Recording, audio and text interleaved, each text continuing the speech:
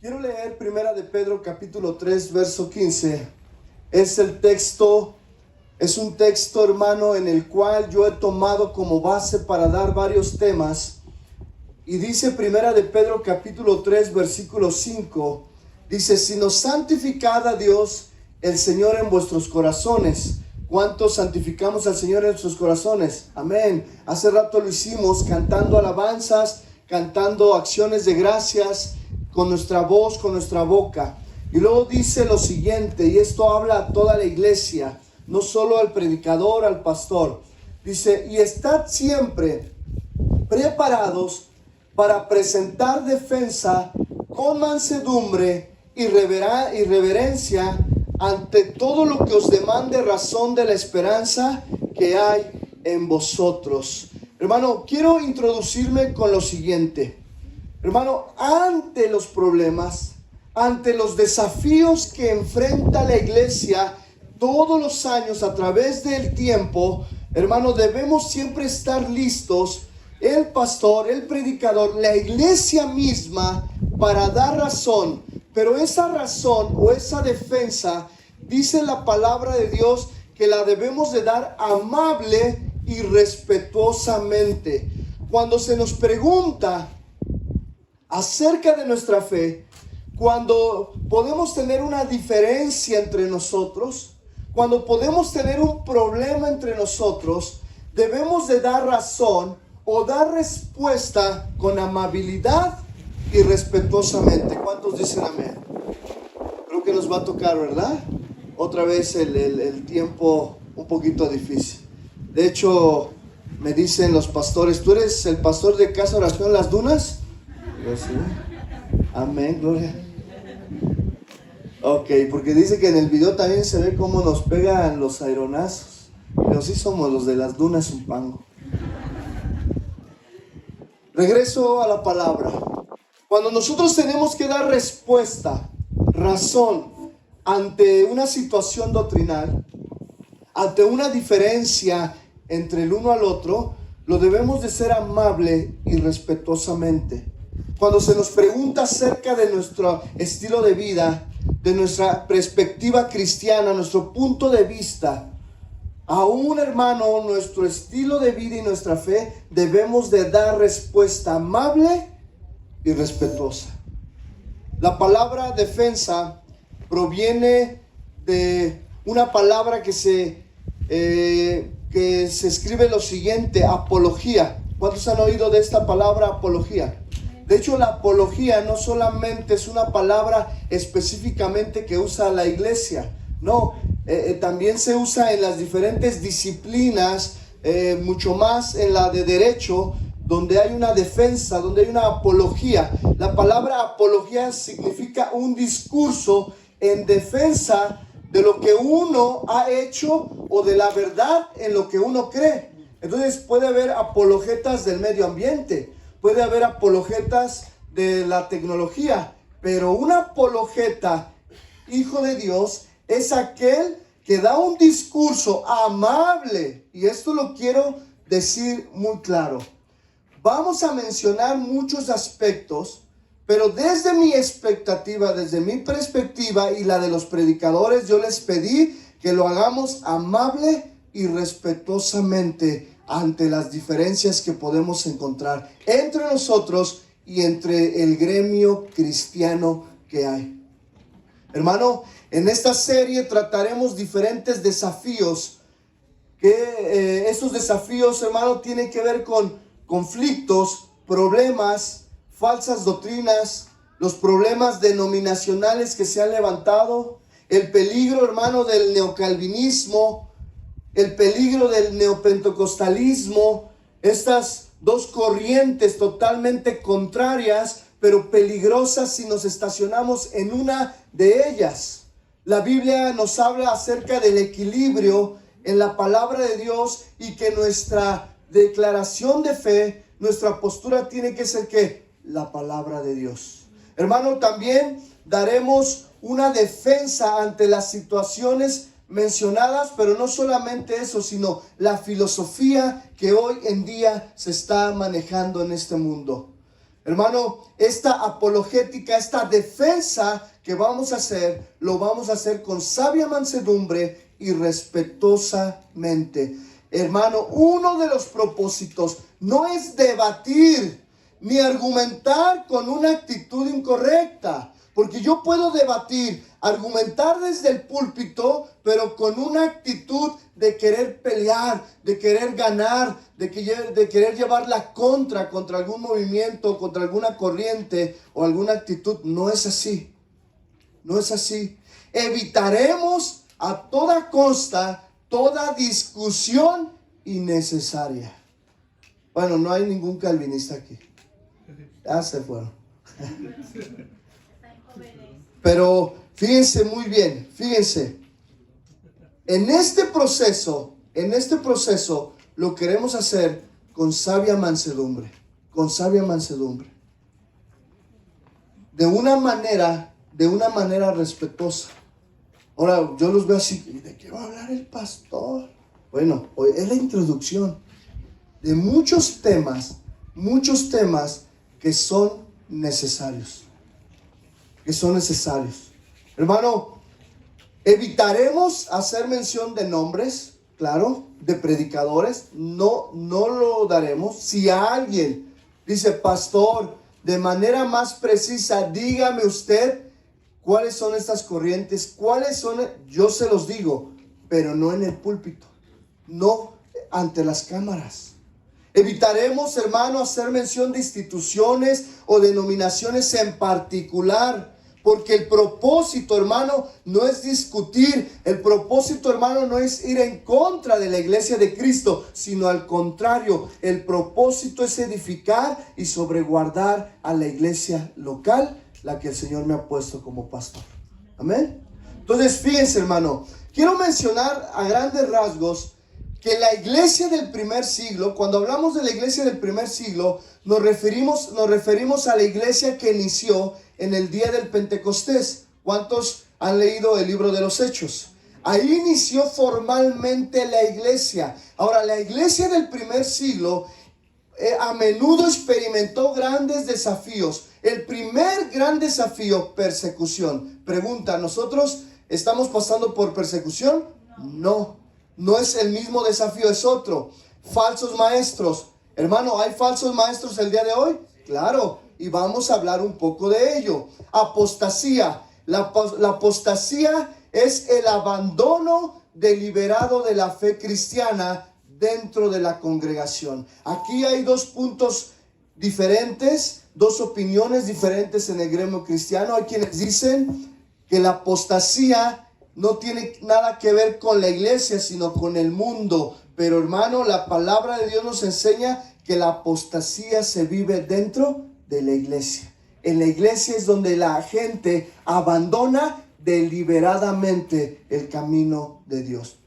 Hermano, iglesias que apostatan, lo que da lugar a nuevas organizaciones religiosas. Hombres que Dios los usa en el púlpito, pero que están contrario a temas doctrinales, el cual, hermano, empiezan nuevas iglesias, nuevas organizaciones. ¿Sabía usted, hermano, que hoy en día hay más de 38,000 denominaciones existentes actualmente en el mundo?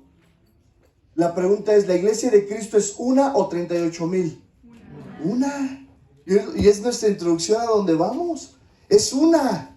Ciertamente, hermano, no todos los desafíos los vamos a poder estudiar porque nos llevaríamos años, pero sí los que actualmente, el día de hoy, atañen a la iglesia y especialmente también a la iglesia local aquí en Zumpango. Esta serie de lecciones, hermano, me gustaría que examinemos los desafíos de una manera precisa y pausada. Es decir, no voy a hablar de todo el día de hoy. De hecho, el día de hoy no voy a hablar de ningún desafío, no voy a hablar de ningún movimiento, no voy a hablar de ninguna filosofía, sino el día de hoy me voy a introducir primero a que usted pueda distinguir cuidadosamente entre la iglesia de Cristo, el cuerpo de Cristo, que lo vamos a llamar la iglesia universal de Cristo. No se confunda a la que está allá por el centro. No, esa es una secta. porque no está ni dada de alta como religión. Sí lo sabía usted, ¿verdad? Ok, la iglesia que se llama universal, que anda ahí por ahí, no es una iglesia asociada a la asociación religiosa, sino todavía el gobierno mexicano lo toma como una secta, como aquella que tuvo tremendo, ¿verdad? Voy a evitar nombres. Usted sabe, ¿verdad? La que se desató y salieron a luz muchas cosas con sus líderes. Ahí lleva el nombre del igual. No, ya lo dijo usted. Está bien. La luz del mundo. Bueno, ese es, no entran dentro de nuestro gremio, pero voy a hablar de todo ello. Pero primero, hermano, debemos distinguir. Permítame tantito. Primero voy a distinguir, hermano, en lo siguiente. La iglesia universal, el cuerpo de Cristo en todo el mundo, está integrado por las 38,000 denominaciones. Pero vamos a ver quién es la iglesia de Cristo. Hermano, la iglesia de Cristo, compuesto por todos los que han nacido de nuevo. De corte pentecostal, de corte bautista, de corte evangélico, de cualquier corte, hermano. La iglesia, el cuerpo de Cristo, se compone de todos los cristianos nacidos de nuevo. Vaya a Mateo 16. Mateo 16. Mateo 16. Me dice cuando ya lo tenga.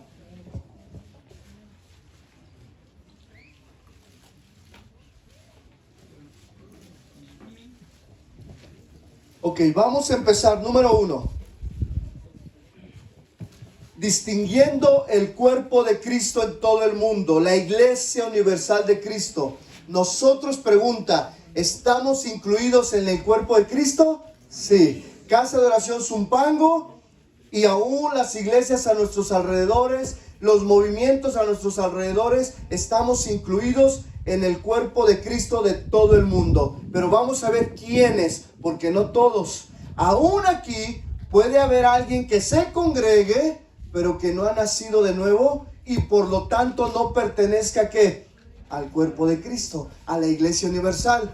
Posiblemente allá habrá, o de este lado, de los 4 polos, alguna iglesia, a lo mejor que no esté predicando el evangelio, pero eso no quiere decir, hermano, que sean falsos. Porque en esas iglesias donde a lo mejor se han desviado, también hay gente que ha nacido de nuevo. Hay cristianos nacidos de nuevo. ¿Usted lo sabía? Decir que solo casa de oración o que solo algún movimiento es la verdad es un error que podemos cometer. ¿Está de acuerdo? Vamos a ver a la iglesia de Cristo. Mateo 16, 18. ¿Ya lo tiene? Ok, le voy a dar lectura. Y yo también te digo que tú eres Pedro, y sobre esta roca edificaré mi iglesia, y las puertas del Hades no prevalecerán contra ella. Di conmigo, Pedro. Ok, y di conmigo, esta roca. Ok, hermano, esas dos palabras, aunque en el griego, hermanos, se refieren a piedra, la palabra Pedro se refiere a una piedrecita pequeña. Y cuando Cristo dice esta roca, hermanos, se refiere a Jesús. Es decir, la roca sobre la cual Jesús construiría su iglesia es una alusión a Él mismo. Su obra de salvación por nosotros, hermano. La roca no es Pedro como individuo. Diga conmigo, no es Pedro. Como muchos dicen que sobre Pedro se estableció la iglesia. Bueno, eso la iglesia mayoritaria, la iglesia en Roma, piensa que sobre Pedro, pero es una manera de justificar el papado. ¿Ya sabía usted? Entonces, la roca no es Pedro como individuo, porque Cristo sustituyó la palabra Petra, que Petra es una roca grande, por Petros, que Petros significa fragmento pequeño. Mire, no tengo aquí, pero voy a agarrar esto. Miren, Esto que ve aquí es Pedro. Orlando, ¿me ayudas a traer esa roca que está ahí? Y por ahí me traes la red cola también que está. No, no es cierto, no sé de qué es. Esa piedra, la piedra. Esa. Esas dos. La grande. Esa. Y ahí vas por la coca. No, esa no. Ok, ayúdame, Orlando. Vamos a poner aquí. La roca, miren, cuando Cristo le dice sobre esta roca, estaba hablando de una roca mucho más grande, ¿no? Porque Cristo, pero para poder hacer el ejemplo, esto es Petra. Ahora, y cuando le dice Pedro, es Petrus, que es esta pequeña piedrecita. No es lo mismo, hermano, cuando Cristo, gracias Orlando, Cristo le dice a Pedro, Pedro, tú eres una piedrecita que te vas a unir a la roca que soy yo. Cristo dijo que Él es mismo la piedra Petra sobre la cual descansa la iglesia. Pregunta, hermano, ¿la iglesia de quién es? ¿De Cristo o del pastor o del apóstol? De Cristo. De Cristo. Ahora, la frase, la expresión, las puertas del Hades, esta expresión, hermano, dice, no prevalecerán contra ella. A mí, hermano, esa expresión me da descanso, porque como yo soy parte de esa piedra, porque como yo soy parte de la iglesia, dice la palabra más adelante, ¿no? Que somos piedras vivas, que estamos edificando sobre la piedra, ¿qué? Angular, sobre la piedra más grande, que es Jesucristo. Y hermano, la expresión las puertas del Hades significa que el poder de la muerte no es capaz de impedir el avance del reino. Porque el avance del reino no depende de un hombre, no depende de una cobertura, no depende de una denominación, de una institución. No, hermano, sino el crecimiento de la iglesia. Hermano, el reino que avance depende de Cristo mismo que le está dando vida. Amén. Dale un aplauso al Señor si se lo va a dar.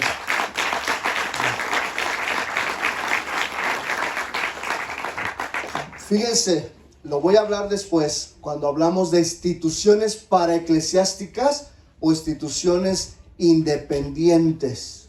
La única institución, y lo voy a decir con temor, porque la iglesia no es ninguna institución, la iglesia es un cuerpo viviente, pero lo voy a manejar como institución. La única institución que Dios respaldaría es su propia iglesia. Toda organización paraeclesiástica, ¿qué es paraeclesiástica? Fuera de la iglesia, es decir, esas instituciones, esos, entre comillas, ministerios que no dependen a una iglesia, y hay muchos, y mucho en el género evangelístico, en el género de la música cristiana y del medio evangelístico, todas esas instituciones, organizaciones paraeclesiásticas fuera del respaldo de una iglesia local, hermano, Cristo no prometió, hermano, cubrirlas o cuidarlas. Lo que Cristo sí prometió es que las puertas del Hades no iban a pasar sobre la iglesia de Cristo. Entonces, toda institución, todo ministerio evangelístico, misionero, de la alabanza, de la música, de los medios y contenidos, de cualquier iglesia, tienen que estar bajo la autoridad de la iglesia local. Es la manera bíblica que el Señor respalda. Y yo lo he visto, hermano.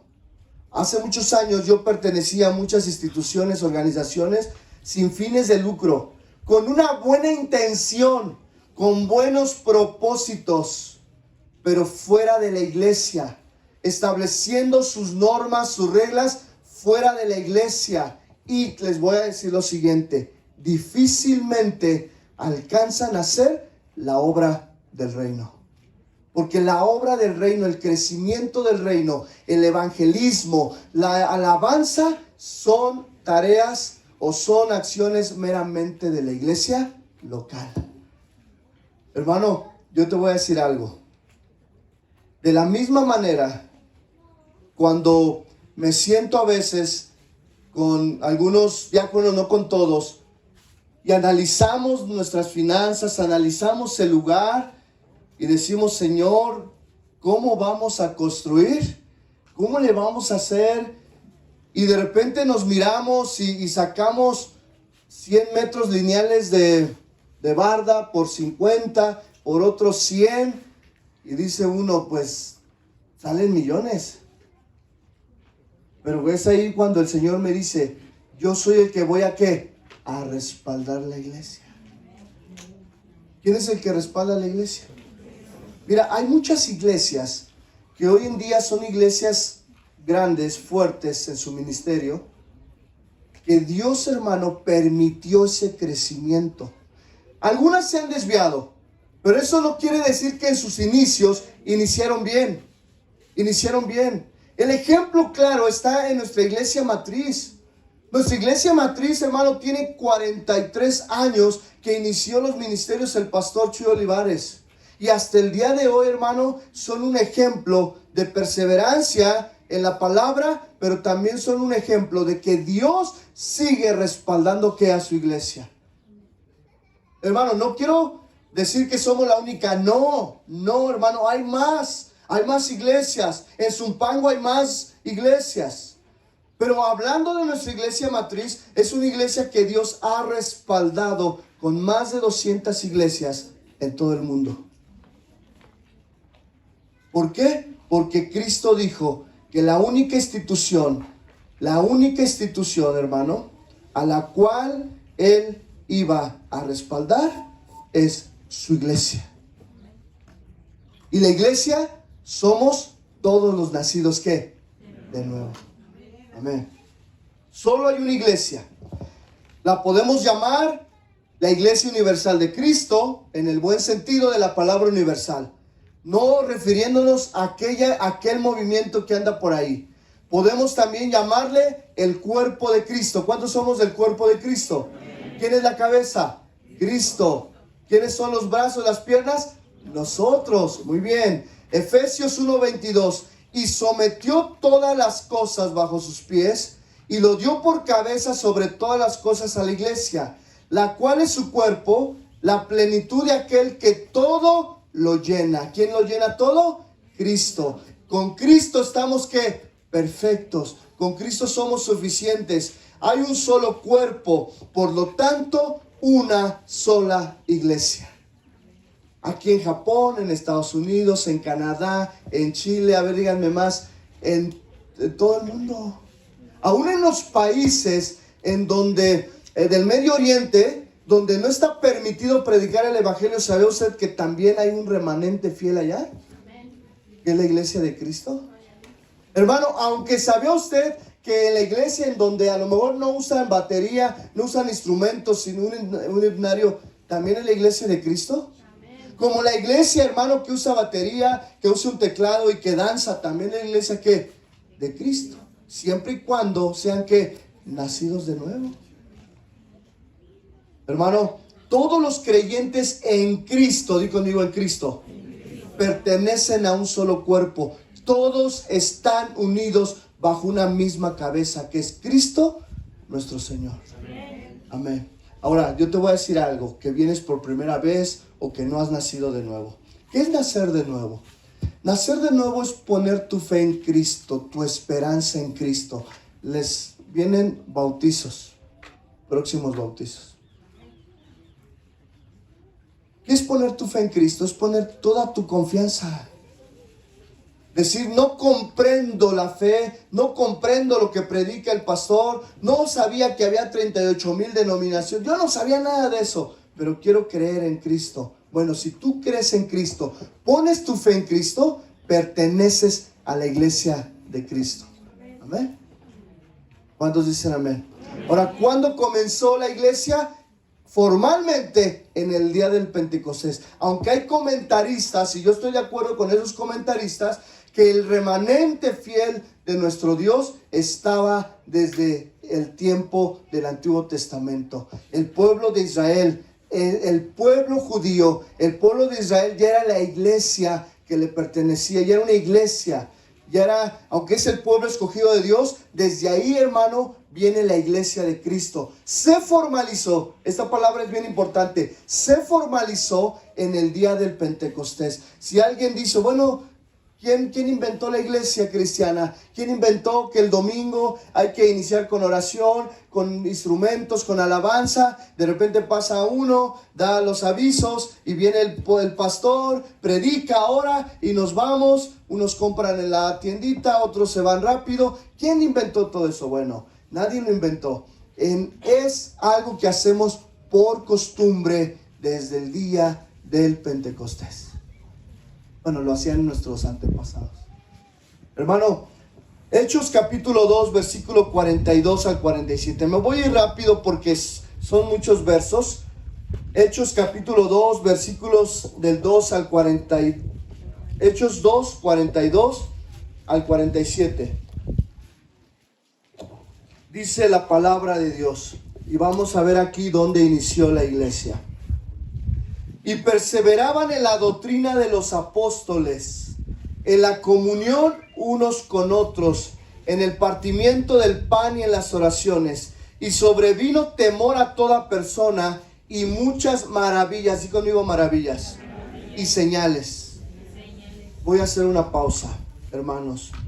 ¿Por qué las maravillas y las señales y los milagros han dejado de verse en la iglesia? Por tanta división. Por tantos movimientos que se han levantado. Te voy a decir lo siguiente, dice, eran hechas por los apóstoles. Todos los que habían creído estaban, ¿qué? Juntos. Y tenían en común todas las cosas. Ve, hermano, esta palabra. ¿Y tenían qué? En común. Yo sé que nosotros en nuestra vida personal no tenemos cosas en común.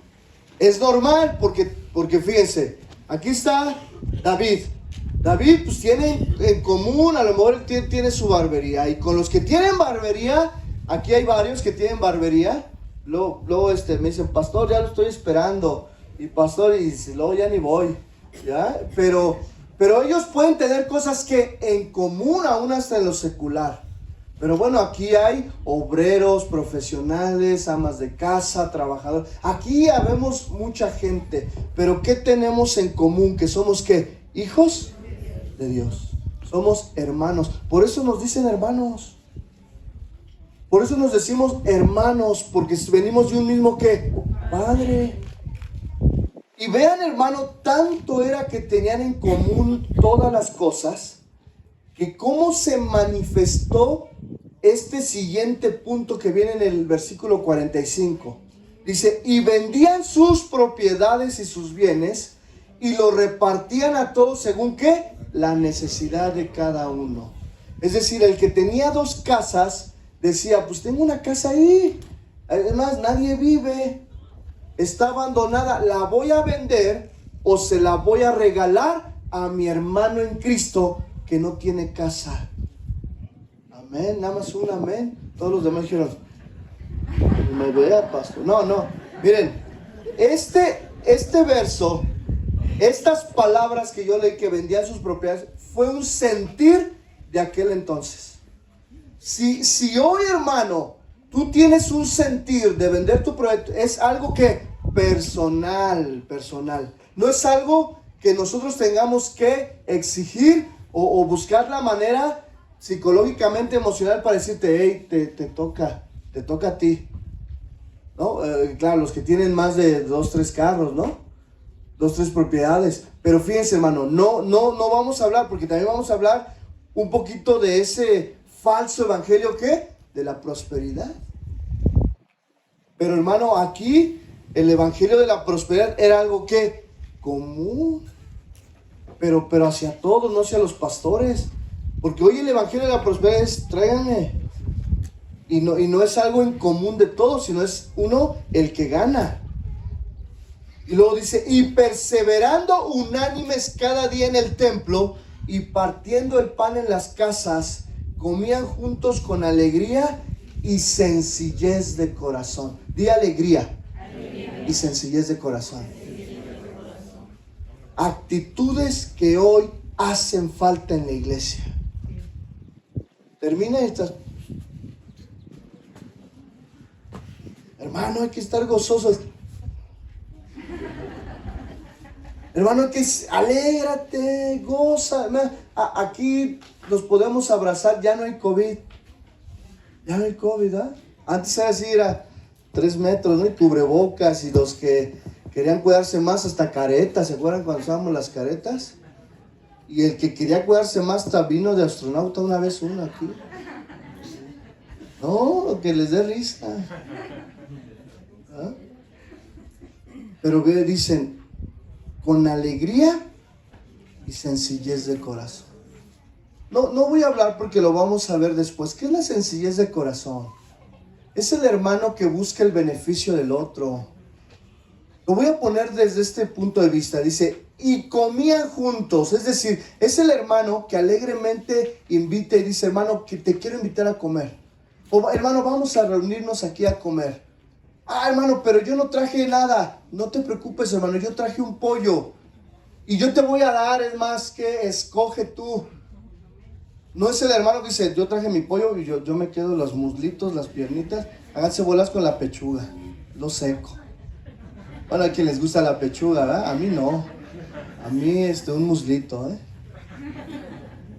Y si es en caldo de gallina, mejor. Nah. Pero fíjense, hermano, es aquel que es sencillo de corazón, que no se jacta de lo que tiene, de lo que hace. Es aquel con el cual puedes partir un pan y no te está contando ya cuántos llevas y cuántas tortillas. Pero también el otro es el que tiene una buena actitud, hermano. Yo no traje nada, no te preocupes, yo te doy. Ah, bueno, está bien, hermano, denme con una alita. O sea, pareciera que son ejemplos así como que, ay, pastor, ¿y eso qué tiene que ver con la iglesia? Ay, pues eso tiene que ver mucho. Eso tiene que ver mucho. Bueno, dice la palabra, dice, y perseverando unánimes cada día en el templo, partiendo el pan en las casas, comían juntos con alegría y sencillez de corazón, alabando a Dios y teniendo favor con todo el pueblo. Y todos juntos, la siguiente frase del 47. ¿Está ahí atrás? ¿Sí? Sí. 1, 2, 3. Y el Señor añadía. Amén. Gloria a Dios. Y hasta el día de hoy lo sigue haciendo. Hasta el día de hoy lo sigue haciendo. El Señor añade ahora, hermano, fíjense.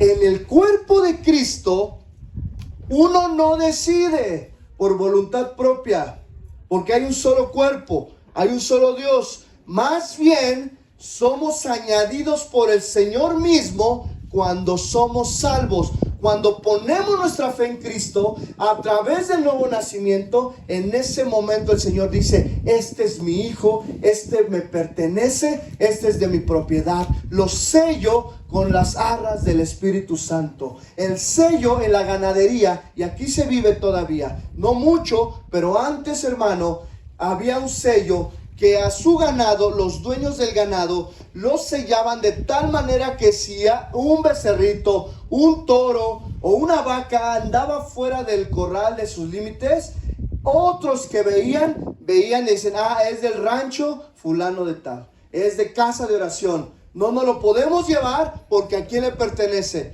a casa, bueno, a él del rancho, ¿no? Pero de la misma manera, cuando Dios te sella y andas medio perdido, el Señor dice, este es de mi propiedad. Es medio rebelde, es medio necio, se brinca la cerca, pero al final, ¿qué? Es mío. Y Dios nos trae, a veces de las orejitas, ¿verdad? A veces en disciplina, pero mejor por la buena y no por la mala. Ok, ¿ya estamos identificando la iglesia de Cristo? Amén. Ok, entonces el Señor es quien inscribe y escribe. Una inscripción, cuando ahorita ya vienen las inscripciones, ya está ahorrando, ya se termina, dicen unos pastores, dejen que termine el ciclo y ya después me habla de las inscripciones. Pero el Señor es el quien inscribe en su libro, lo voy a nombrar de esta manera, no somos un club, pero lo voy a nombrar de esta manera. La membresía del Señor, Él la conoce y Él sabe quién es. Ok, no tenemos una tarjeta de membresía. Aquí soy del Señor, ahí está su firma de Él. no la tenemos. Pero sin embargo, dice la palabra de Dios, hermano, que no existe ninguna agencia en la tierra que mantenga registro de los verdaderos miembros. No. Es más, ni yo sé aquí que somos 300 miembros. ¿Sabía que en esta congregación somos 300 miembros?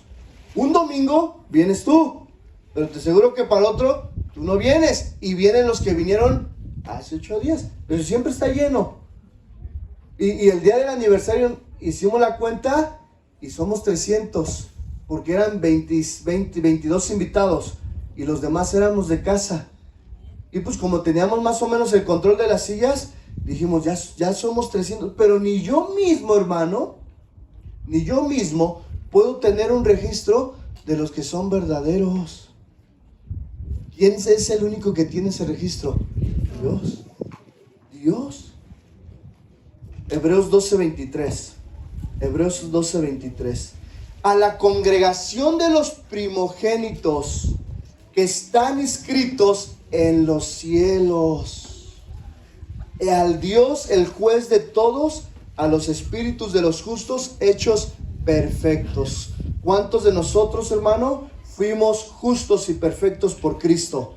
Amén. Porque éramos imperfectos, éramos injustos, éramos pecadores, pero ahora el Señor a nosotros nos ha escrito en los cielos. Yo no sé, mire, hermano, ahora cuando se leía esto, antes de que llegaran estos aparatos, cuando tú leías estos, tú te imaginas a Dios y a los ángeles en un librote, ¿no? De esos de antes ahí, y con esa pluma, ¿no? De tinta y así, los ángeles, y apunta a Orlando. ¿Orlando qué eres, hermano? Melchor, Orlando Melchor, te sentás aquí adelante. Apunta a Neftalí. Y de repente, o sea, yo me imaginaba así. Pero ahora que veo esta tecnología, no, yo me imagino que el Señor los va a tener un tocho así. Les da risa, pero a ver, o sea, no, o sea, pues es que aquí se puede guardar todos. Bueno, en esta no, en la del Señor. Es un iPad Pro, super. Bueno, fíjense, ¿quién es el que nos escribe y nos escribe en el libro de la vida? Dios. Tú puedes ver a alguien a lo mejor de otra iglesia y dice, ay, ese como que no es cristiano. Dice que es, pero no. Bueno, ¿tú qué sabes? ¿Qué tal si tú eres el que no estás escrito? Es que eso es para reflexión. De repente dices, ay, yo sí, no, hasta en mayúscula me puso el Señor. Yo soy el 13º apóstol. No, hermano. No depende de nosotros quién sí y quién no. Es más, voy a decir lo siguiente. Y al transcurso del tiempo usted me dará la razón. Aún habrá gente en la iglesia mayoritaria que de manera genuina busque a Dios y pida perdón, que haya nacido de nuevo, aunque esté en una iglesia que no es la iglesia de Cristo. Pero el Señor lo trae a su ¿qué? A su debido tiempo, a su redil. Entonces, no podamos nosotros decir tú sí, tú no, tú sí, tú no. No, hermano, ¿eso quién lo tiene? El Señor. Hermano, el Señor nos ha presentado como una iglesia santa y sin mancha. Pero lo que sigue me inquieta y me espanta. ¿Por qué, pastor? Porque mire, hermano, todavía podría yo decir, la vida en este mundo es difícil. Y lo más difícil y la prueba más difícil que podemos pasar y que muchos de ustedes han pasado es la muerte misma. Personal o de un ser querido. Pero quiero decirle que la prueba más difícil es la siguiente. Porque la Biblia dice que aún ni la muerte, porque todos aquellos que recibieron a Cristo, aquellos que entregaron su vida a Cristo y mueren, ¿qué pasa con ellos? Están con el Señor. Están en ese libro escrito. Están ahí. ¿Sabía usted, hermano, que aún dentro de la cárcel hay gente que es malvada, es mala, que hizo muchas maldades, pero si recibe a Cristo en el último momento de su vida, ¿dónde nos lo vamos a encontrar? En el cielo. Entonces, si te encuentras al mocho orejas, tú eres el... O si te encuentras un capo de capos pesado, ¿qué es lo que les ponen? Bueno, aquí no, pero en Estados Unidos, a los capos que van los extraditados, ¿qué es lo único que les ponen en la cárcel para que puedan leer? La Biblia. No, aquí no te ponen eso. Te ponen de esos cuentos de Memín Pingüín. ¿Se acuerdan? Y yo ya estaba joven cuando esos eran todavía más de la edad de mi papá. Qué bueno que no vino. Ahora fíjense, hermano, lo que te debe de dar miedo es lo siguiente. Las personas en la iglesia que pecan o la gente que niega arrepentirse, bueno, los que niegan arrepentirse que están en el mundo, ¿qué va a pasar con ellos? ¿Se van a ir a la eternidad con el Señor? No, hay un infierno y el infierno es real, es real. Así como hay un cielo, está el otro lado de la moneda, hay un infierno. Pero personas nacidas de nuevo, y aquí es donde entra la apostasía. Ok, no se confunda, nuestra salvación en Cristo es segura. No, nuestra salvación no depende de las buenas obras, ¿están de acuerdo? Sino depende totalmente de Cristo. Y la salvación es segura. Pero, hermano, conforme a la palabra, y lo vamos a estudiar más adelante, nosotros sí creemos en la apostasía, en el abandono deliberado.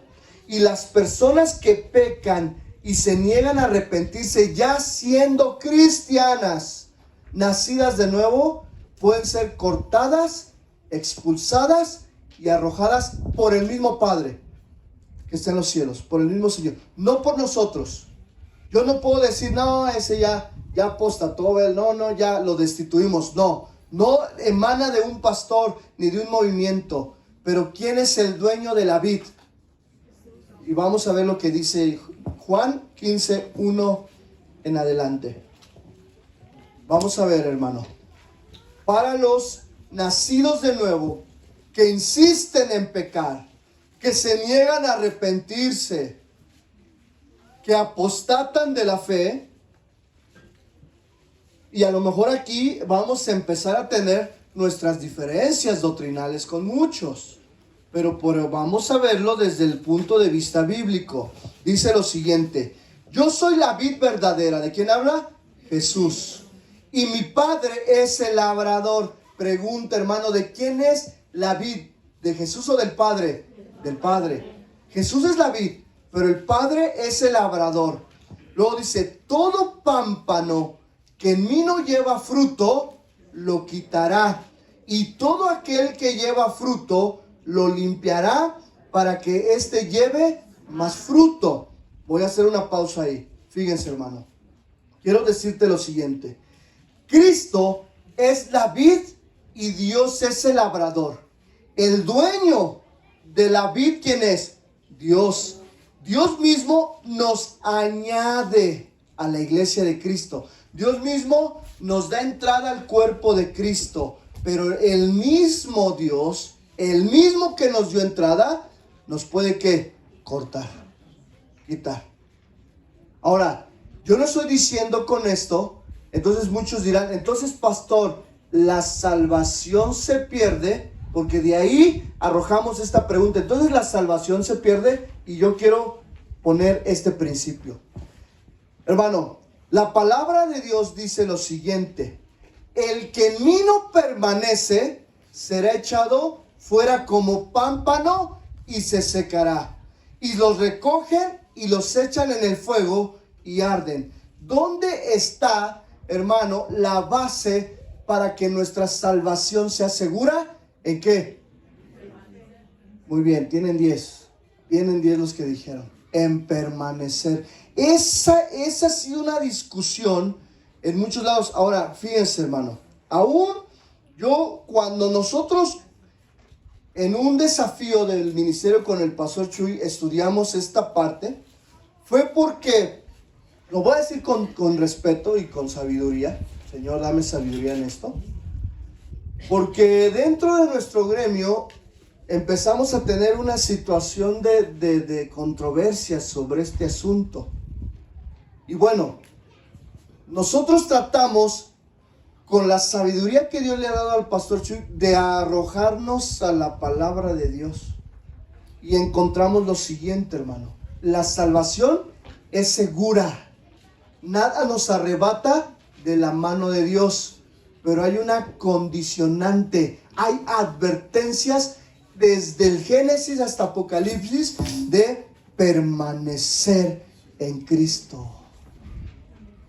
Esa es la condicionante. Entonces usted dirá, pastor, ¿entonces la salvación es por obras? No. Pero dentro de Cristo, ¿cuál debe de ser mi condición? ¿Cuál debe de ser mi actitud? Permanecer. Permanecer en Cristo. Porque la Biblia dice, yo soy la vid verdadera y mi Padre es el labrador. Todo pámpano que en mí no lleva fruto lo quitará, y todo aquel que lleve fruto lo limpiará para que lleve más fruto. Me brinco hasta el 6. El que en mí no permanece, ahí está la primera advertencia. La pregunta, hermano, ¿puede un nacido de nuevo alejarse y no permanecer? Sí. ¿Puede un nacido de nuevo endurecer su corazón? Sí. Sí. Y ese, hermano, es un peligro. Porque el endurecimiento de su corazón, no permanecer en la iglesia, seguir pecando, hermano, eso te puede llevar a la apostasía. Di conmigo, apostasía. Ahora, ¿cuál es la diferencia, hermano, entre perder la salvación y la apostasía? La salvación, hermano, nunca la vamos a perder si permanecemos. Ahora, apostasía no es pecar, no es pecado. El pecado, hermano, es aquel... voy a poner un ejemplo del día a día. Cuando el varón con estos ojos se ensucia y ve algo que no debió de haber, eso es un pecado, ¿verdad? Pero eso no es apostasía. Ese pecado no me quita mi salvación. Usted dirá, ay, qué bueno, ¿entonces voy a seguir pecando? No. Hermano, ¿cuántas veces cae el justo? 7. ¿Y cuántas veces se va a levantar? Las mismas 7, si permanece, si está en Cristo, si nos reconciliamos con Él, si le pedimos perdón. Entonces, ¿cuál es la diferencia? La salvación no se pierde porque es algo que Dios nos da. Pero ¿podemos llegar a la apostasía? Sí. Y la apostasía es el abandono de la fe genuina de manera deliberada. Esa es la palabra, deliberada. Y la palabra deliberada tiene que ver cuando una persona peca y no se arrepiente, y vuelve a pecar y no se arrepiente. Se le llama la atención, no quiere, endurece su corazón, dicen que todos están contra él, empieza a caer en pecado, se ensucia más, se va de la iglesia, anda a la deriva. Ya lo ves otra vez echando la botella, lo ves en los bailes, lo ves en el alcohol, en las drogas. Ya está en su vida pasada, y aquella persona, hermano, por más que Dios quiera tratar, porque Dios trata con nosotros, el Señor espera que tú te arrepientas, que tú regreses porque le perteneces a Él, y de repente tú no regresas. Entonces el Señor permite que vengan pruebas a tu vida. El Señor permite que vengan circunstancias en las cuales tú tengas que voltear y mirar a Cristo y decirle, Señor, perdóname. Pero también, hermano, la Biblia habla que hay gente que se endurece tanto que no regresa. Y ese es el que apostata deliberadamente. Si tú conoces a alguien, ora por él. Invítale. Diles, agarra la onda. Ve lo que te está pasando. Ve lo que estás Dios probando en tu vida. Ya no esperes a que Dios, o no esperes a que al rato, pues ya el Señor diga, lo voy a quitar. El que en mí no permanece será echado fuera como pámpano y se seca. Di conmigo, se seca. Te hago la pregunta, ¿te quieres secar, hermano? No, yo no. Y luego dice, y los recogen y los echan en el fuego y arden. Esa es una metáfora del infierno, hermano. Los pámpanos, es decir, usted que es fructífero, son, hermano, usted que es fructífero, mediante la unión con Cristo, llevará fruto. Pero para los que se tornan improductivos, hermano, para los que se tornan improductivos, es como estar muertos, di conmigo muertos, espiritualmente. Jesús establece, hermano, dos tipos de poda. Y usted lo ha hecho en su jardín, si tiene jardín, ¿verdad? Para los que tienen departamentos, tienen florecitas. Hermano, yo mismo, qué calor, ¿verdad? Nos está dando. Tráigase su agüita. Dos tipos de poda. La primera tiene que ver con quitar y limpiar. Perdón, la primera es con quitar y la segunda es con limpiar. Las ramas que llevan fruto se limpian a fin de que promuevan ¿qué? Más fruto. Pero las ramas esto mira, me causa temor. Y yo quiero, aunque el calor está aquí, fuerte, entienda eso, hermano, fíjense. Las ramas que no llevan fruto se quitan del tronco y usted lo ha hecho. Porque no solamente son infructuosas o, con todo respeto, inútiles. Es decir, que no son útiles. No es la ofensa que ocupamos aquí esta palabra, ¿no? Pero fíjense, hermano. Pero no solamente se quitan porque son infructuosas. Porque te voy a decir algo. Esas ramas que son infructuosas estorban el crecimiento del árbol. Y a menudo afectan los frutos de los demás. ¿Y sabes qué hace el Señor? Él sí se molesta como labrador, como tú con tu jardín, cuando ves esa rama que nomás no y no deja crecer a la otra. ¿Qué haces con ella? La quitas, la arrancas, la partes en pedacitos y hasta preguntas, pues, híjole, te saca de onda que el de acá pues está dando, pero la rama está estorbando. Ahora imagínese eso, hermano. Los cristianos en una iglesia que no llevan fruto para Dios, o los cristianos que constantemente intentan bloquear los esfuerzos, el crecimiento de otros, el Señor los quita de su iglesia. Y eso a mí sí me da miedo. Eso sí se me da miedo. Yo he visto aquí cómo el Señor, cuando dice, va a estorbar, lo desarraiga. Y eso, hermano, no solamente tiene que ver con la iglesia, sino tiene que ver con tu futuro en tu vida espiritual. Porque tú piensas, no, yo estoy bien, no tengo necesidad ya de ir a congregarme, no tengo necesidad de tener un pastor, mi pastor es Cristo, yo hago lo que quiero, yo hago lo que dice la Biblia. Pues sí, es lo que menos haces. Hermano, en Romanos hay otro ejemplo no vaya, se lo voy a leer. Dice, pues las ramas dirán, fueron desgajadas para que yo fuese injertado. Habla del pueblo de Israel. ¿Sabe usted, hermano, que el pueblo de Israel fue desgajado para que el pueblo, nosotros, nos injertáramos en la vid?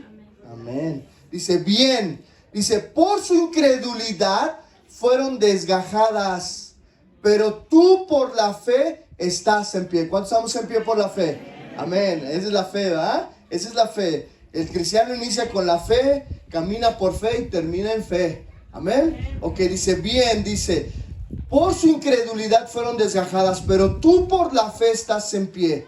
No te ensoberbezcas, no te enorgullezcas, no pienses que tú eres el único el cual Dios te va a usar. No pienses que tú ya estás en Cristo y no va a pasar nada. No, dice, no te ensoberbezcas, sino teme. Y aquí temor no es de miedo, sino es una reverencia. respeto a la palabra, respeto a lo que el Señor dice. Porque si Dios no perdonó a las ramas naturales, que era el pueblo de Israel, a ti tampoco te perdonará. Mira pues la bondad y la severidad de Dios. La severidad ciertamente para con los que cayeron. ¿Cuánta gente cae y le va mal? Dice, pero la bondad para contigo. Y luego pon Romanos 11:22, para que no digan que es mi palabra. Pon Romanos 11:22 y lo vamos a leer todos juntos. Me dice amén cuando ya lo esté. Ok, 1, 2, 3. Mira pues la bondad y la severidad de Dios. La severidad ciertamente para con los que cayeron, pero la bondad para contigo. Hacemos una pausa, porque lo siguiente es lo que estoy hablando.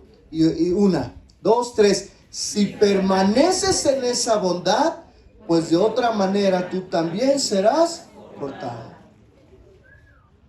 Hermano, ahí se rompe mucho de la doctrina que vamos a estudiar de salvo siempre salvo. Que no se preocupe, usted que salvo sí que no se preocupe. Son cuestiones que nos dividen en el gremio. Pero hermano, dice la palabra, Apocalipsis 3, 15, 16. Apocalipsis 3, 15, 16. Yo conozco tus obras, que ni eres frío ni caliente. Ojalá fueses frío o caliente. Te voy a decir aquí el contexto. Cuando Juan, que fue el que escribió el Apocalipsis, la revelación, el apóstol Juan, ya en la isla de Patmos, ya estaba encarcelado.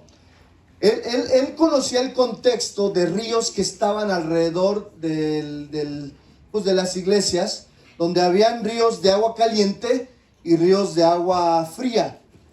Pero había ríos que eran tibios. Y se dice, hasta el día de hoy, cuando tú vas a Hidalgo, a la parte de Huichapan, hay aguas termales que están calientísimas. Más, el que no está acostumbrado ni las aguanta. Pero ¿sabía usted que lo caliente es bueno, verdad? Son medicinales. Pero también lo frío es bueno, ¿sabía usted? De hecho, hoy está de moda meterse esas tiras con hielo y 5 minutos de terapia y sales. Dicen que también es bueno. Pero ¿saben, hermano, que lo tibio en tiempos bíblicos eran una especie de ríos salados tibios que provocaban náusea? De ahí el versículo 16. Pero por cuanto eres tibio y no frío ni caliente, te vomitaré de mi boca, porque me provocas náuseas. Hermano, que el Señor diga eso de alguien es porque ya ha llegado a un grado de apostasía mayor. Me provocas náusea. Mejor ojalá fueses frío o qué, o caliente. No podemos estar aquí y estar allá, porque somos ¿qué?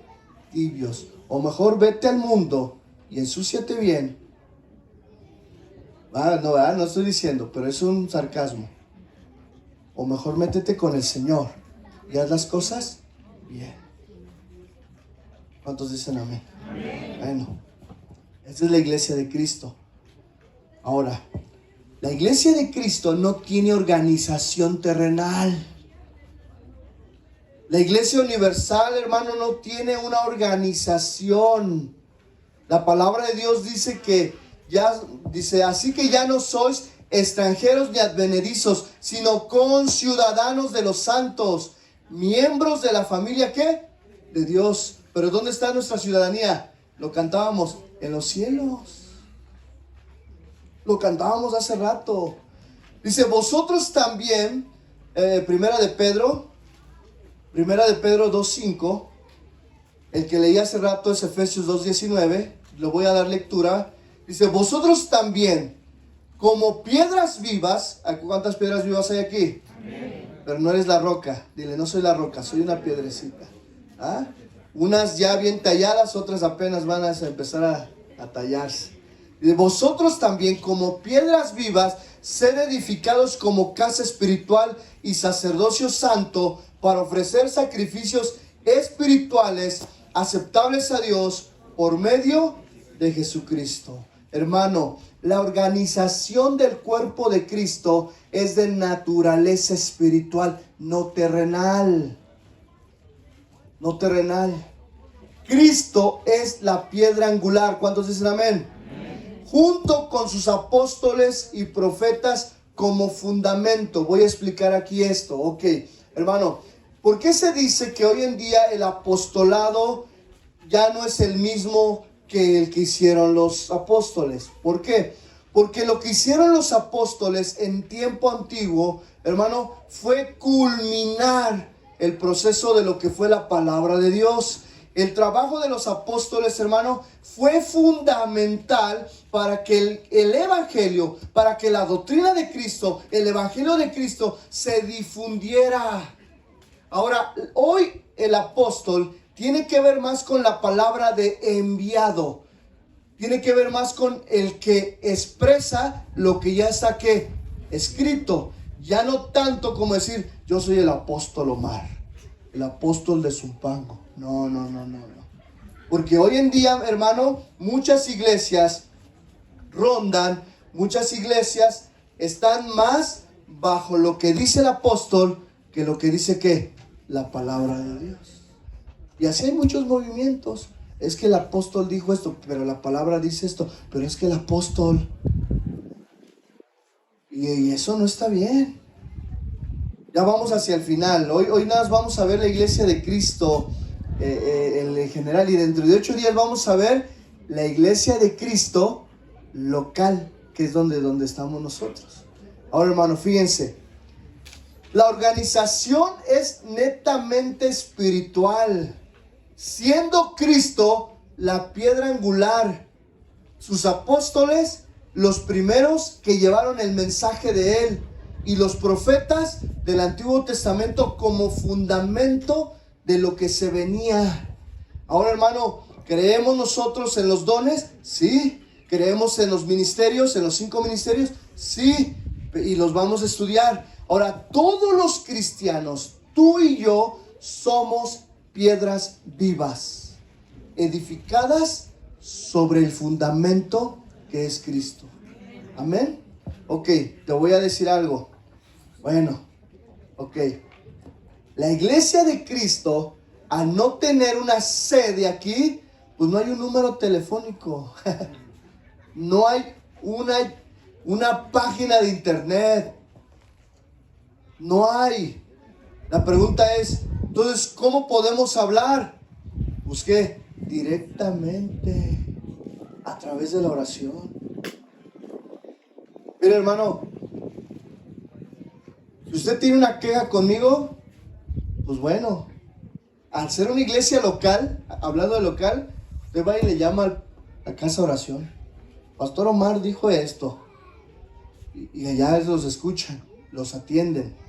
Y ellos evalúan si lo que dije estuvo mal o estuvo bien. Y ellos vienen o me llaman y me dicen, oye, Omar, habló fulanito, porque a veces nos dicen, ¿no? ¿Conoces a fulano? Porque si usted habla le van a pedir su nombre. Lo da, le dice, pues soy fulano de tal, y acuso. Ya me lo han hecho, ¿ah?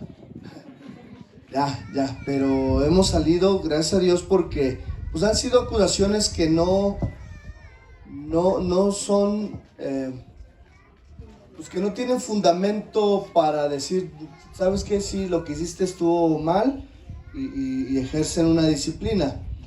Pero fíjense, si usted habla en una iglesia local, porque nosotros somos una iglesia local que pertenece al cuerpo de Cristo, va y lo escuchan. Y dice, no, que yo soy fulano y vengo a acusar al pastor Omar, porque hizo esto indebido. Cuando hay algo indebido o moralmente que se me acusa, se me interroga. Y si lo hice, ¿cómo me va? Mal, porque yo estoy bajo sujeción. Y si no hay algo que acusarse o no es algo grave, entonces no pasa nada, no proceden. Pero con el Señor usted no hay teléfono. Pero usted sí puede decir, Señor, nuestro pastor se está desviando.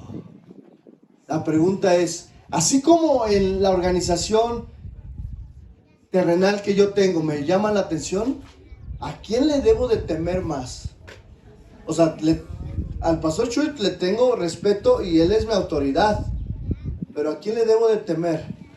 A Dios, porque aunque no haya un teléfono o una oficina para quejas, Él es Dios y Él que ve todo. Porque la cabeza, ¿dónde está? En el cielo. ¿Quién es la cabeza del cuerpo? ¿Y dónde está Jesús? En el cielo.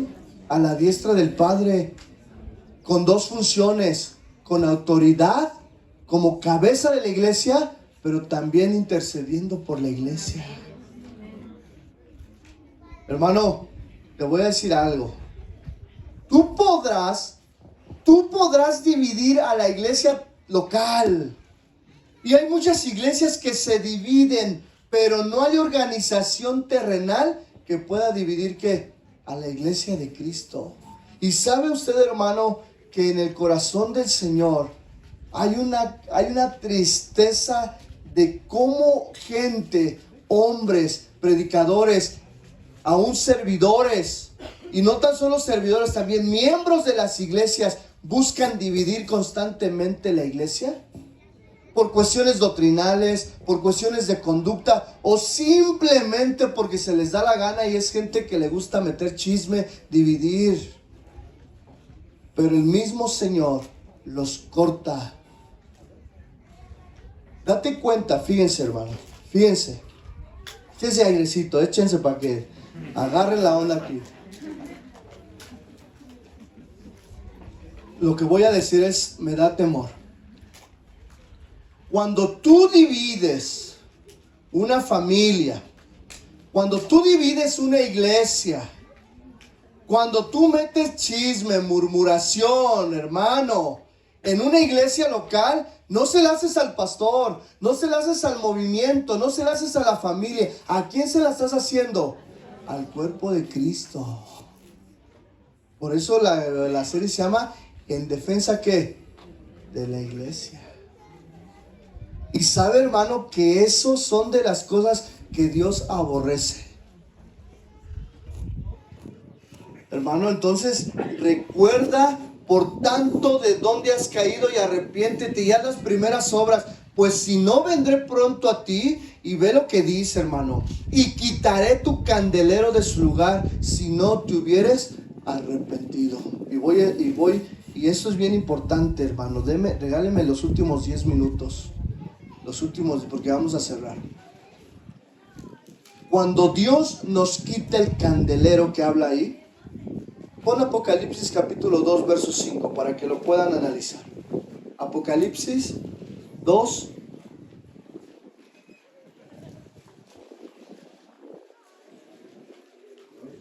versículo 5.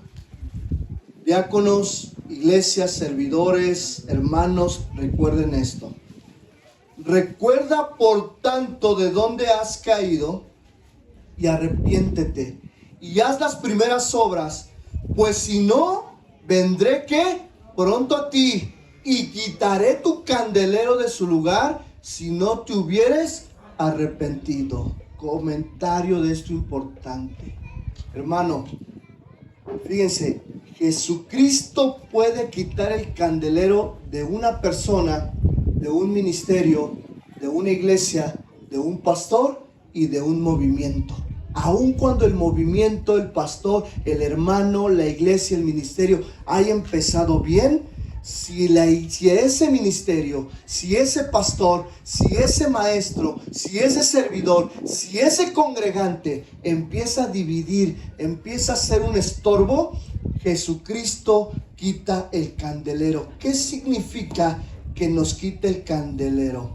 Es decir, no nos quita nuestra salvación, no nos la quita, pero te quita la eficiencia de tu servicio, de tu predicación, de tu ministerio, de la iglesia. En otras palabras, hermano, en tiempos bíblicos el candelero de los 7 brazos significaba para dar luz a los sacerdotes. Pero el candelero en las iglesias o en la persona tiene que ver con la luz que den a los demás. Esta iglesia, hermano, esta iglesia, si no se arrepiente, si no hace las cosas que tenemos que hacer, se nos puede quitar el candelero. Lo voy a poner con otro ejemplo. Yo conozco movimientos que fueron levantados en el corazón de Dios, pero que se desviaron a través de los años. ¿Y sabes qué? Ya se les quitó el candelero de su lugar. Ya no son luz. ¿Existen? Sí, ahí están, pero ya no tienen luz. Yo no quisiera, hermano. Yo te pido a ti, hermano, que nos mantengamos en unidad. Yo te pido a ti, hermano, que nos mantengamos creciendo en el conocimiento de nuestro Señor Jesucristo. Yo no quiero, hermano, que Cristo me visite, hermano, porque aquí no va a ser una visita muy buena, sino aquí va a ser una visita para quitarnos el candelero que Dios ha puesto en nosotros como casa de oración. ¿Sabe usted, hermano, por qué el ministerio Casa de Oración se ha seguido extendiendo? Porque todavía tenemos ese candelero en el lugar. Porque todavía somos luz. Y nosotros, hermanos, somos una extensión del ministerio Casa de Oración. Y por lo tanto yo tengo la responsabilidad, primeramente, de predicar la palabra de Dios y que podamos ser luz a todos nuestros alrededores. Pero si no somos luz, si cuando viene alguien lo juzgamos por su vestimenta, por sus tatuajes, y si no queremos ir a predicar, no, es que yo allá no voy a predicar, no, allá está bien pesado, no se diga por allá, o por acá, o por allá, donde quiera. No, es que viene alguien con necesidad. Hermano, ya se dieron cuenta que así como el Señor nos habla fuerte, también el Señor quiere una iglesia, y vamos a empezar también, hermano, aquí a trabajar. Quiere una iglesia misericordiosa. Quiere una iglesia compasiva. Hermano, si yo les platicara de dónde me rescató el Señor, y cuando viene una persona afín a mi vida, de lo que yo pasé, de lo que yo viví, digo, hermano, si tú te arrepientes, el Señor puede obrar en tu vida. Ahora yo te voy a poner a ti. Recuerda de dónde Dios te sacó. Y no juzgues al que viene ahora sí, o al que ha caído, sino al contrario, ayúdale a levantarse. Ayúdale, hermano, a que él pueda regresar. Porque si nosotros, hermano, somos una iglesia prejuiciosa, somos una iglesia que no tiene amor, somos una iglesia que la unidad no se ve, y hablo, líderes, diáconos, desde nosotros los que estamos al frente de la congregación, se nos puede quitar el candelero, más aún se puede extinguir cualquier luz que no cumple con su propósito. Hermanos, la palabra vendré pronto a ti no se refiere a la segunda venida de Cristo, sino a su regreso para juzgar o para bendecir. Mire, hermano, Dios nos ve, pero Dios puede venir, su espíritu, y mirar y decir: Casa de Oración Zumpango es una iglesia que está creciendo a pesar de los problemas, a pesar de los desafíos. Es una iglesia que se ama, es una iglesia que muestra la unidad, es una iglesia que predica la verdad, es una iglesia que predica la salvación a los perdidos. Pues yo quiero venir a ellos, prender su candelero y suplir todas sus necesidades. Pero también puede venir el Señor y mirar y decir: el pastor se ha desviado, el pastor está predicando otra cosa, sus líderes están peleando, quieren ser los primeros, los servidores no se diga, están divididos, están peleados, la iglesia no se habla. Y el Señor, en vez de prender, hermano, su candelero, lo puede ¿qué? Apagar. Y mire, hermano, podemos durar 40 días en las dunas, 40 años, perdón. Te dirá, 40 años, ya duramos más de 40. Yo les hago la pregunta, hermano. Mire, el Señor, de que puede bendecir, y puede multiplicar y puede darnos, pues de entrada, los millones, y no diga, ay, pastor, exagera. No, o sea, es que debe de los que están en la construcción y los que son los varones, sabemos lo que implica, ¿verdad? Construir. Y Dios nos puede dar, y de a poquito en poquito, ¿no? Y de tabique en tabique y granito en granito. El Señor puede mover sus corazones y puede mover ese sentir en nosotros. Pero el Señor está probándonos. Yo comprendo, usted dirá, pastor, ¿por qué no empezamos? Bueno, no hay economía. ¿Y por qué no hay? Pues bueno, pues no voy a decir no damos, no, porque usted es un fiel contribuyente, pero todavía no alcanza con lo que contribuye usted y cada uno de ustedes. Pero si el Señor viene a la iglesia y empieza a mirar nuestros corazones, empieza a ver, pues los de la alabanza ni se preparan, los de la, no, andan en pecado, las doncellas igual, está aquí evangelismo, está ya, bueno, todos los de iglesia juvenil, los diáconos están peleando, no los voy a bendecir. No les voy a dar a algo con el cual, en vez de hacerles un bien, les puedo hacer un mal, porque se pueden vanagloriar, pueden seguir con sus actitudes, pero bien vanagloriosos con su auditorio para 1000 personas, con su entrada pavimentada, con su barda perimetral, con el aire acondicionado, para que no esté usted así. No, hermano. Pero si el Señor viniere a vernos, y viniere, y no nada más es del pastor, sino de cada uno de nosotros, y dice, yo quiero bendecirle a usted con un mejor trabajo, bendecir sus finanzas, bendecir su hogar, bendecir sus negocios, para bendecir la obra de Dios, entonces el Señor puede decir, quiero moverme. Y esos 40 años en las dunas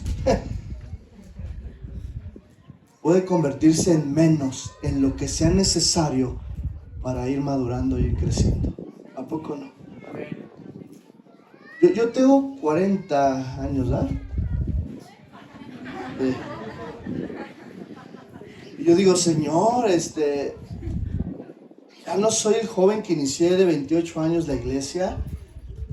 Ahora el Señor, 12 años, 40. Y en ocasiones le digo a mi esposa, le digo,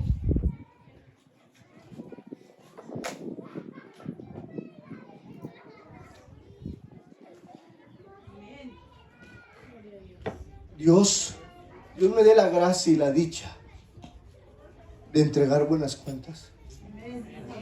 Mire, hermano, si no me toca haber terminado, porque fíjense, yo conozco ministerios donde los que ya murieron, los pastores, empezaron como yo, abrieron camino, y sus hijos o los pastores que vienen atrás de ellos siguieron, pero ya no sufrieron ¿qué? El camino que sufrió el pastor que hoy vemos movimientos grandes, ¿no? O sea, voy a poner el ejemplo, el pastor Chuy ha dicho, yo ya estoy en una edad avanzada. Y si Dios en cualquier momento, ¿qué? Si Él me quiere llamar a pero Él abrió, ¿qué? Brecha. Y los sucesores de Él, pues bueno, van a seguir, pero con lo que Él, ¿qué? Abrió. Y bueno, a mí, yo le digo a mi esposa, pues si me va a tocar a mí picar y abrir brecha, bueno, ese es mi trabajo. Pero a la próxima generación, a ustedes, quiero entregar buenas cuentas. Pero hermano, no depende solamente de mí, sino depende de ¿qué? De todos. Y con eso termino, hermano. Póngase de pie.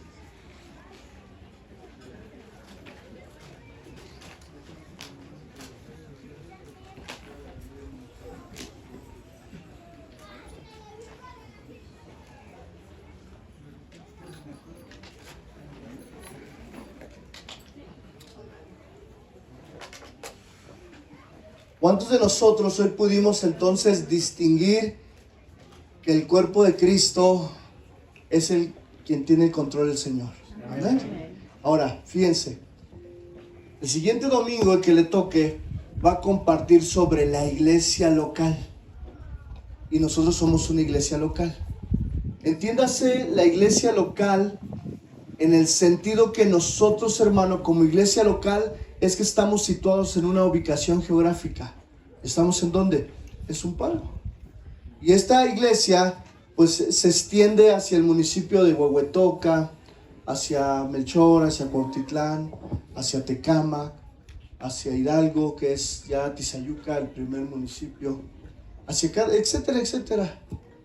Y pues nosotros, hermano, pertenecemos al cuerpo de Cristo porque hemos nacido de nuevo, pero también somos una iglesia local, la cual, aunque tú directamente, como yo le dije, tú podrás, la gente, los problemas, los desafíos o los mismos de adentro podemos lastimar a la iglesia local, pero al final del día, ¿quién estamos lastimando?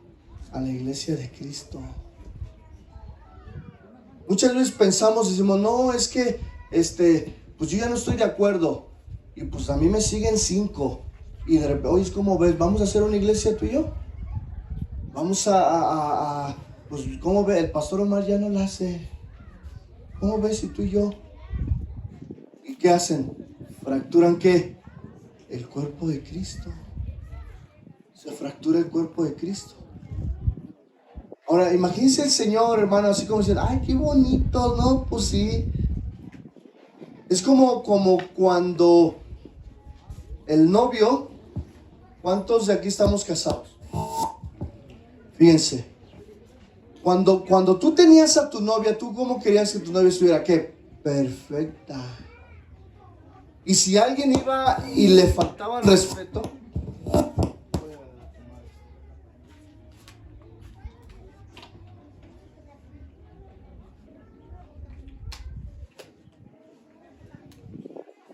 si alguien iba y le faltaba el respeto a esa novia, tú como el novio, el que te ibas a casar, te enojaba, te preocupaba, ¿eh? Pues de la misma manera, hermano. Nosotros hoy somos la iglesia de Cristo y debemos estar siempre en defensa de la iglesia. Amén. Vamos a orar.